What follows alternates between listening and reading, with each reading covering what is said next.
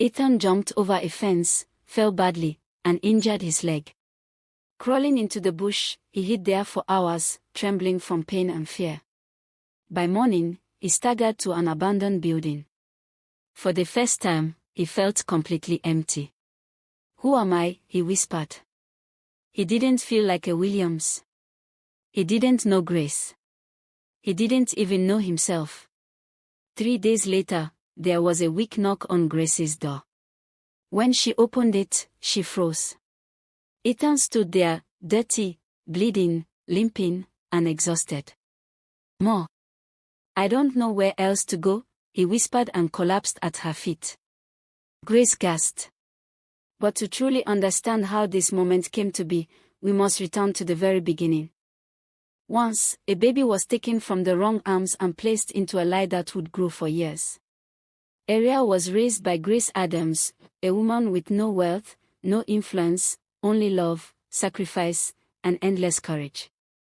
She carried Ariel through hunger, hardship, and humiliation, shaping her into a brilliant, kind, and unbreakable young woman. Far away, the Williams family lived with a secret buried under pride and deceit. When the truth began to surface, they tried to reclaim what they had abandoned, not with love, but with power, lies, and manipulation. Ethan, trapped between a violent past and a future he desperately wanted to build, found purpose in protecting Ariel and standing beside Grace. But his past refused to stay buried. Every step forward dragged old shadows closer. The courtroom became a battlefield of truth. DNA results shattered lies. Confessions shook the walls. And in a ruling that echoed through Abuja, the judge declared that love, not biology, made a mother. Grace Adams was Ariel's rightful parent. Victory brought relief, but not peace. Outside the courtroom, the world watched. Inside Ethan's life, danger returned. His former gang stood before him once more, offering him the old road back: violence, loyalty, and blood. Ethan inhaled deeply. Then he shook his head. "No. I'm done." They laughed, mocking him. One stepped closer. "You think that new family loves you? You think you matter to anyone?" Ethan clenched his jaw. "I may have messed up many times, but I'm trying to become better. Leave me alone." He walked away, heart pounding, legs shaking, but he did not look back. It was his first real test, and he passed. That night, everyone gathered at Grace's small house for dinner: Ariel, Ethan, Grace, Mr. Williams, and Mrs. Williams. It was the first time all of them sat together without tension. Grace made jollof rice and grilled chicken. Mrs. Williams offered to help serve. Mr. Williams cracked a joke about his terrible cooking skills. Ariel and Ethan set the table together like siblings who had done it their whole lives. For a moment, the room felt warm and whole. After dinner, they all sat outside under the cool Abuja night breeze. Ariel looked around and said softly, "This is what family should feel like." Grace nodded. Mr. Williams smiled wearily. Mrs. Williams exhaled with relief. And Ethan whispered, almost to himself, "I never thought I'd have this again." For one peaceful evening, all their hearts synchronized: no lies, no fear, no pain, just healing. Ethan began spending more time with Ariel's foundation, helping kids in need. At first, it was awkward. He felt like an outsider, like he didn't belong. One day, he helped a young boy fix a broken bicycle. The boy's eyes lit up as the chain clicked back into place. "That feels good," Ethan muttered quietly. Ariel smiled. "It's the first step. You're learning how to create instead of destroy." For the first time, Ethan realized he could make a difference, not just cause chaos. News outlets picked up on Ethan's involvement with the foundation. Articles appeared. From gang leader to helper, Ethan Williams' journey of redemption. Some people scoffed, others were inspired. His old friends laughed at first, but the story spread fast. Ethan ignored the ridicule. He focused on helping kids, teaching them skills, and sharing his story. Even Mr. Williams watched quietly, proud but cautious. He knew healing didn't happen overnight.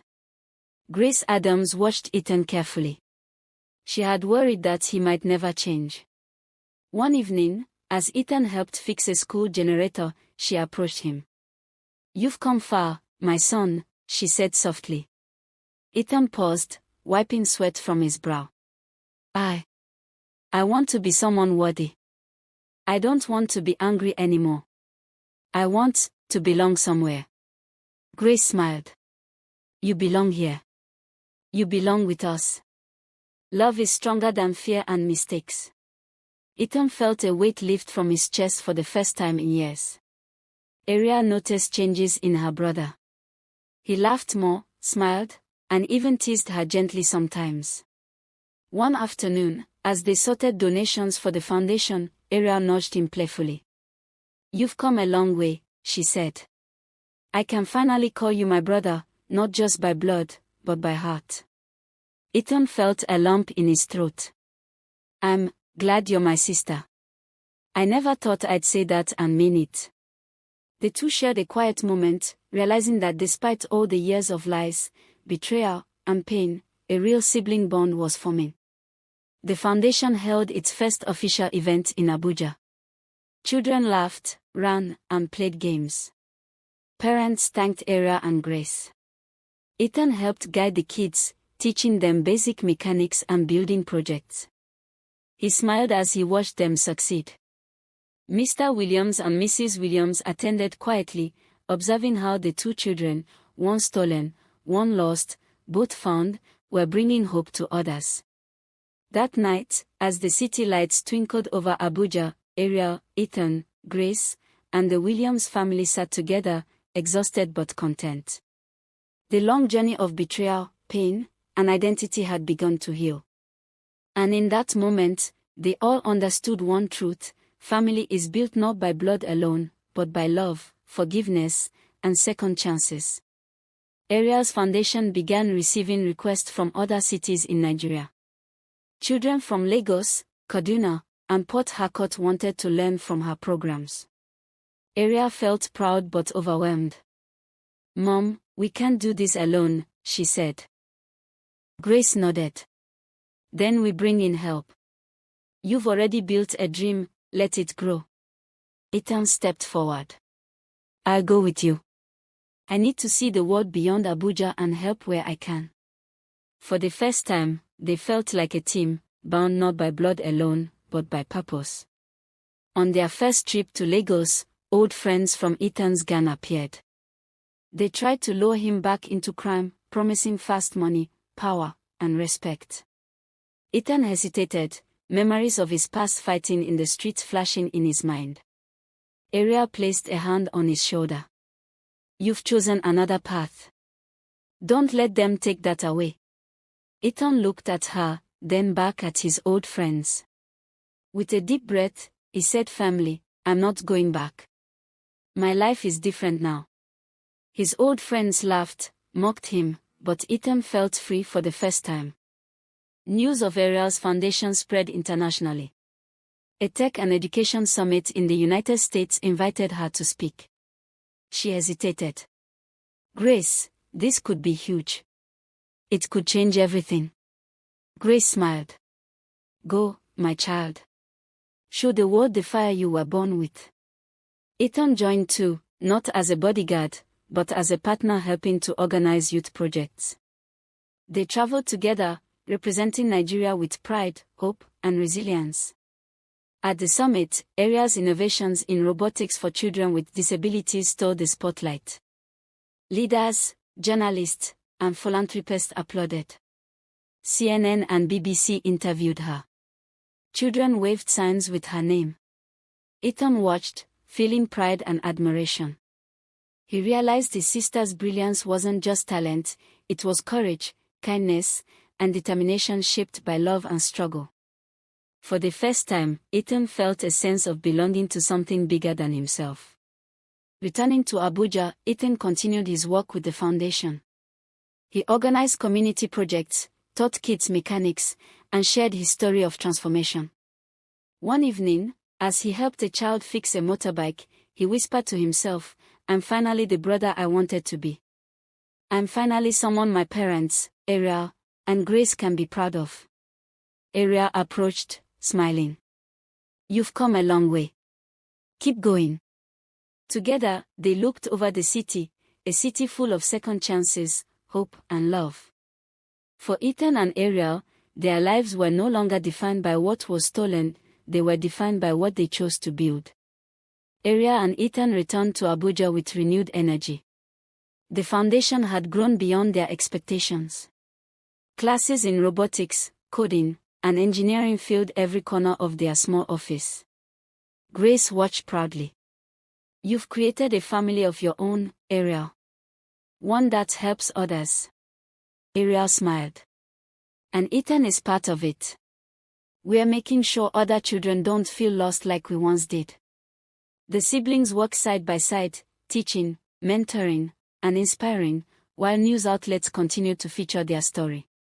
Ariel's inventions caught the attention of a top Nigerian oil company, which funded a new program for STEM education across the country. She traveled to schools in remote areas, giving children hands-on experience with machines and technology. Ethan helped organize logistics and mentor the students. He often told them his own story: "No matter where you start, you can choose a better path." The children began seeing them not just as leaders, but as role models.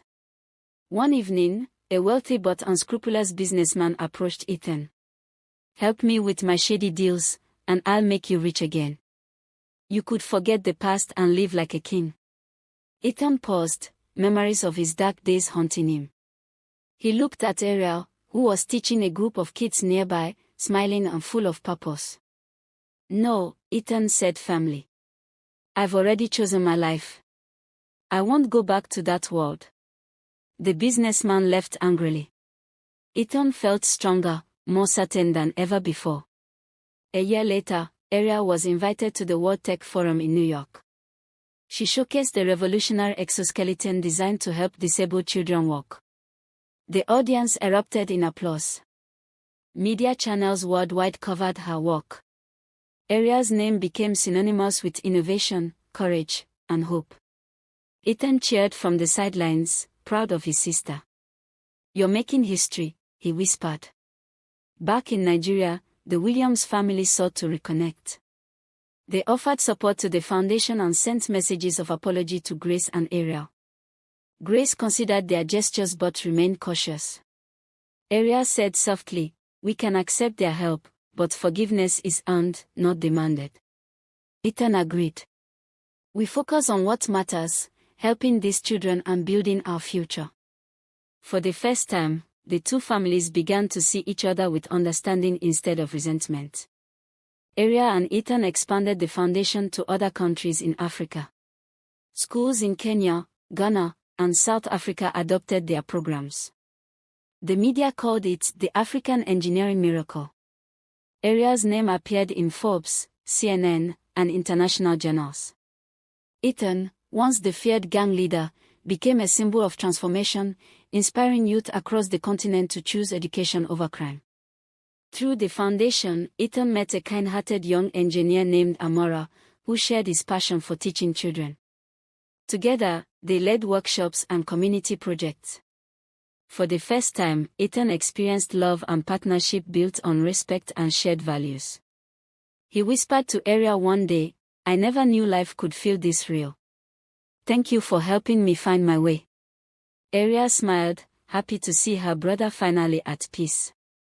Ariel, inspired by her travels, began working on a new project, affordable solar-powered robots to provide electricity in rural schools. Ethan helped design safe delivery methods to remote villages. Together, they tested prototypes, laughing, learning, and failing, but never giving up. Grace watched from the sidelines, her heart full. Her children, once victims of fate, were now shaping a brighter future for thousands. The United Nations recognized Ariel's work with an award for innovation and humanitarian impact. At the ceremony, Ariel gave a speech. "I am a product of love, perseverance, and second chances. No matter your beginnings, your choices define your destiny. Ethan stood beside her, holding her hand proudly. He whispered, "You truly are unstoppable, Ariel." The world watched in awe as a girl from a tiny room in Abuja became a global icon. Finally, the Williams family officially apologized in public. Ariel and Ethan forgave them, not to erase the past, but to free themselves from its burden. Grace hugged them both tightly. "No matter what, you are my children. Love, not wealth or blood, has defined who you are." Ethan smiled for the first time in years, feeling whole. Ariel looked at both families and whispered, "Destiny brought us together, but we chose hope, courage, and love." The city of Abuja cheered silently, watching a family heal, a boy redeem himself, and a girl change the world. Ariel received news that a rival organization was attempting to replicate her foundation's programs, offering low-quality training to children for profit. She frowned, knowing this could harm thousands. "We can't let them mislead children," she said. Ethan nodded, ready to defend their work. Together, they strategized, designing better programs and outreach initiatives to ensure quality education reached every child they could touch. Ethan dedicated himself fully to mentoring troubled youth. Once feared and lost, he now spent his days visiting prisons, juvenile centers, and slums. He shared his own story openly. "I was angry, lost, and broken. But I learned you can always choose a new path." The children looked up to him, no longer as a figure of fear, but as proof that change was possible. The World Bank and several NGOs reached out to support Ariel's foundation. Grants poured in, enabling the construction of innovation labs across Nigeria. Ariel insisted, "This is about giving every child a chance, not personal fame." Her humility drew even more attention and respect. Ethan helped coordinate operations, ensuring the funds reached the communities that needed them most. One afternoon, Grace and Ethan sat under the shade of a mango tree. For the first time, he looked at her fully without anger or shame. "More. I never knew what love really felt like until now," he admitted softly. Grace held his hands, smiling. "You were always loved, my son. You just had to find your way back to it." Ethan felt tears he didn't know he had been holding finally fall. A mysterious figure contacted Ethan, hinting at secrets from his gang days. "You've changed, but the past never forgets," the message read. Ethan's heart raced. He feared his old life could harm the foundation or his family. Ariel sensed his unease. "We face it together," she said firmly. "Nothing from the past can undo what we're building now." Weeks later, one of the foundation's rural centers was vandalized by unknown attackers. Equipment was destroyed, and lessons were interrupted. Ethan visited the site with local authorities. He felt rage but also calm determination. "We will rebuild," he said. "And we will make it stronger. No one can stop hope." Ariel coordinated volunteers, donations, and replacements. The children cheered as their classrooms were restored in record time. Ariel was invited to speak at the African Union Summit on Technology and Education. She highlighted the importance of equal access and innovation for all children. Her words inspired policymakers. "If we do not invest in our children, we waste our future," she declared. Ethan watched proudly, knowing the foundation's reach had grown far beyond their dreams. Ethan returned to the streets where he once ruled with fear. This time, he handed out scholarships, mentored children, and set up safe spaces for them. Former gang members joined him, inspired to turn their lives around. The boy who had once caused chaos in Abuja was now a beacon of hope. He whispered to Ariel one evening, "I finally feel like I belong, and I am proud to stand with you." The Adams and Williams families began visiting each other more regularly. Shared meals, laughter, and support slowly replaced tension and guilt. Mrs. Williams still apologized, and Mr. Williams worked to repair the harm caused. Grace observed quietly, knowing forgiveness was taking root. Ariel and Ethan felt the warmth of a full, blended family, their lives no longer defined by betrayal but by love and healing. Ariel and Ethan organized the first annual tech festival for children in Abuja, inviting participants from all over Africa. Robots, drones, coding competitions, and interactive workshops filled the city's community center. Children laughed, learned, and dreamed bigger than ever before. Ariel stood on stage, looking at the smiling faces, and whispered, "This is why we fight, why we endure. Every child deserves a chance at greatness." Ethan hugged her tightly, feeling pride, peace, and belonging for the first time in his life. The festival ended with fireworks lighting up the Abuja sky, a symbol of hope, new beginnings, and the unbreakable bond of family. Ariel received a letter with no return address. The words were chilling. "You've built hope, but some truths must remain buried. Stop now, or face the consequences." She showed Ethan. His jaw tightened. "Someone from my past, or from the gang world, maybe." Ariel's resolve hardened. "We cannot stop. If we do, the children lose everything we've built." Ethan decided to protect the foundation himself. He trained volunteers in security, set up cameras, and coordinated with local authorities. "Whatever comes," he told Ariel, "we face it together. I will not let anyone harm what you and Grace have built." For the first time, he felt a sense of responsibility beyond himself, the true purpose. One night, armed men attempted to break into a rural tech center. Sirens wailed as security confronted them. Ethan arrived just in time, rallying the volunteers and children to safety. A brief scuffle ensued, but the intruders fled. No one was seriously hurt. But the attack left everyone shaken. Ariel hugged Ethan, whispering, "We are safe, but we must be ready." The authorities began a full investigation. Ariel and Ethan shared all information they had. The police tracked phone numbers and connections, uncovering a small criminal syndicate trying to profit from the children's programs. Ethan's knowledge of the streets helped identify the culprits quickly. His old life, once a source of shame, became an unexpected advantage. A tech entrepreneur named Amara reached out, impressed by Ariel's foundation. "I want to help you scale this across Africa," she said. "We can build innovation hubs, provide scholarships, and protect your programs from corruption." Ariel and Ethan welcomed her. Together, they started planning regional expansions, determined to outpace anyone who tried to sabotage them. Ethan was summoned to court over past crimes with his gang. Public opinion was divided. He stood before the judge, but this time, lawyers highlighted his redemption work. Community leaders and children testified on his behalf.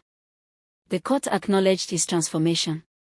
Ethan walked out a free man, recognized not for his past, but for the positive change he had inspired.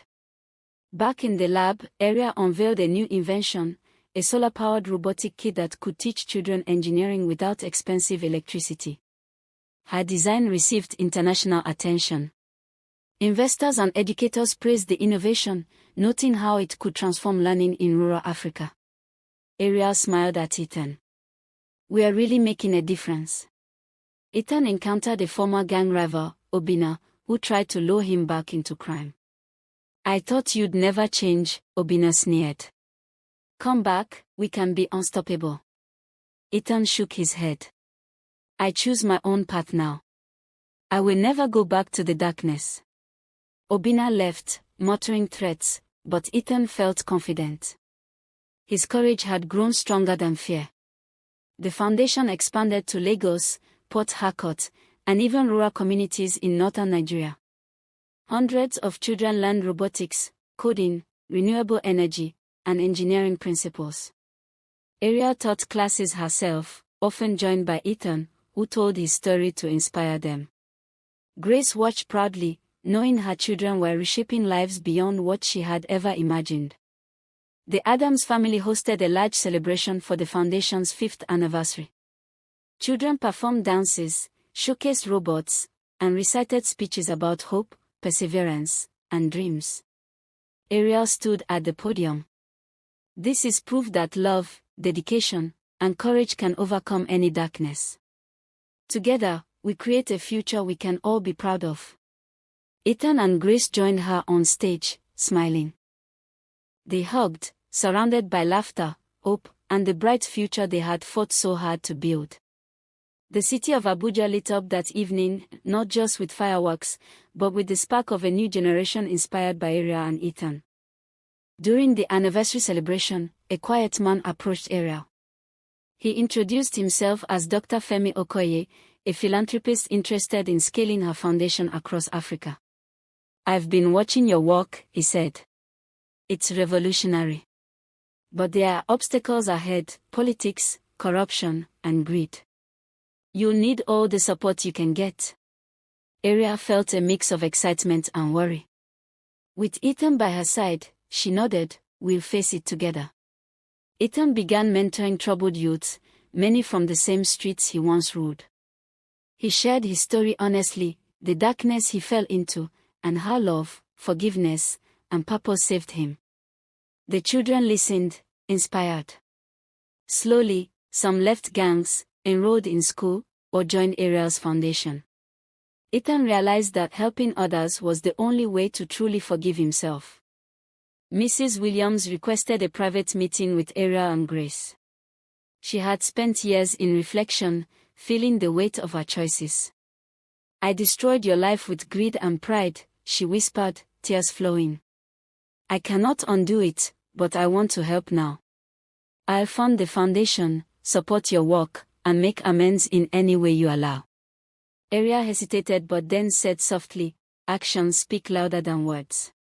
Show us through what you do, not just what you say." Mrs. Williams nodded, finally understanding the true meaning of repentance. Obina resurfaced, attempting one final intimidation. But Ethan stood tall, unafraid. "You won't control me or the children," Ethan said firmly. "I choose light over darkness. Always." Obina sneered but realized Ethan was no longer the boy he once knew. Defeated, he disappeared into the shadows. Ariel and Ethan, with support from Grace and even Mrs. Williams, officially launched the Switch of Destiny Foundation in multiple Nigerian cities. The foundation provided not only education but counseling, mentorship, and safe spaces for vulnerable children. News outlets celebrated their achievements. For the first time, Ariel and Ethan felt their past truly turning into purpose. The Adams and Williams families began healing together. Shared dinners, conversations, and small trips helped bridge years of pain. Ethan laughed genuinely for the first time with both families. Ariel felt a deep peace, knowing that love, not blood, was what truly made a family. Grace whispered to her daughter, "See, my child. Even broken hearts can mend." Ariel hugged her tightly, smiling. Ariel received an International Humanitarian Award for her work. The ceremony brought global attention to her foundation. Ethan and Grace cheered proudly as Ariel took the stage. Mrs. Williams clapped quietly from the back, humbled and grateful. Ariel spoke to the world, "No matter your beginnings, you can shape a future of hope, love, and courage." Ethan, now fully transformed, decided to study social work and youth rehabilitation. His past gave him insight, his heart gave him courage, and his sister gave him purpose. He worked closely with Ariel, blending education, mentorship, and community safety into a powerful program that reached thousands of children. No longer feared, he became a role model, a symbol of redemption. Years later, the foundation had expanded across West Africa. Children from all backgrounds learned, thrived, and were empowered to pursue dreams. Ariel and Ethan often walked hand in hand through workshops, smiling at the robots children built and the programs they designed. The city of Abuja, once focused on scandal and tragedy, now celebrated hope, resilience, and the enduring power of family. Ariel stood atop a hill overlooking Abuja at sunset. She held a photo of her and Ethan as children, and then one of the foundation's first graduates. She whispered softly, "Life switched us, but love, courage, and forgiveness restored us. Our destiny is no longer stolen, it is chosen. Ethan joined her, smiling. Together, they looked out at the city, knowing they had changed not just their own lives, but countless others. The past was a shadow, the present a gift, and the future, limitless. The story of Ariel and Ethan, the children whose destinies were switched, had come full circle. And this time, destiny was theirs to shape.